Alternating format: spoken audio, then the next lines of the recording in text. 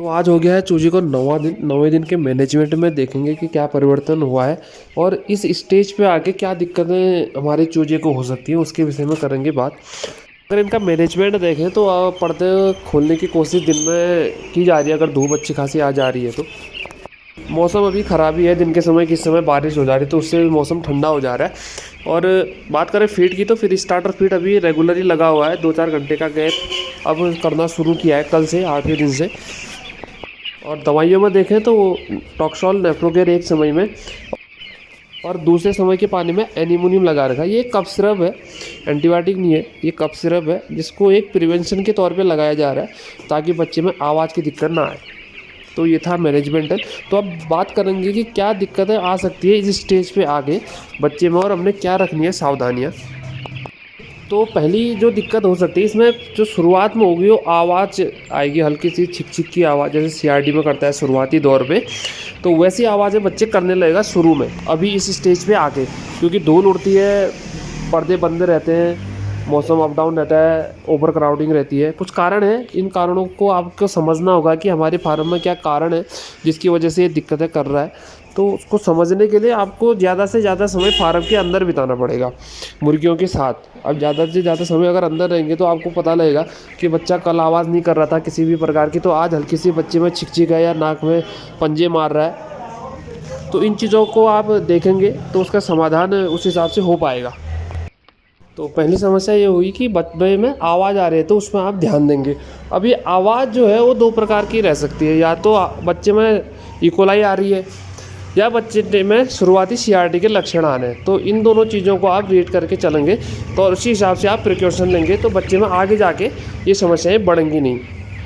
दूसरा कारण रह सकता है हमारा ओवर हीटिंग का, क्योंकि शुरुआती दिन रहते हैं बच्चे के, हफ्ता 10 दिन हुए रहता है बच्चे को, हम सोचते हैं बच्चे को ठंड लग रही, हम टेम्परेचर वही 32 के आसपास रखे रहते हैं ब्रूडिंग का ही।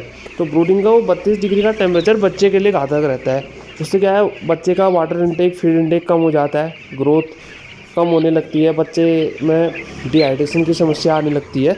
तो इस चीज़ को आप मैनेजमेंटली देखेंगे कि बच्चे को क्या टेम्परेचर बच्चा अभी मांग रहा है। ऐसा नहीं कि बच्चे को आप 32 डिग्री बना के चल रहे हैं वही पहले दिन वाला टेम्परेचर, तो ऐसी स्थिति ना आए उसके लिए आप मैनेजमेंट रखें, अंदर समय बिताएं, चूजे के व्यवहार को समझें। ब्रूडिंग में आप जितना अधिक समय बिताएंगे उतना आप बच्चे को ज़्यादा समझ पाएंगे, जितना आप बच्चे को समझ पाएंगे उसी हिसाब से आप उसका ट्रीटमेंट कर पाएंगे, क्योंकि इस स्टेज पे आके समस्याएं अब मैनेजमेंटल हो जाएंगी। अगर हैचरी फॉल्ट होता है तो 2-4 दिन या 5वें दिन में समझ में आ जाता है, 9वें-10वें दिन के बाद या फिर मैनेजमेंटली इशू आने लगेंगे हमारे बच्चे पे।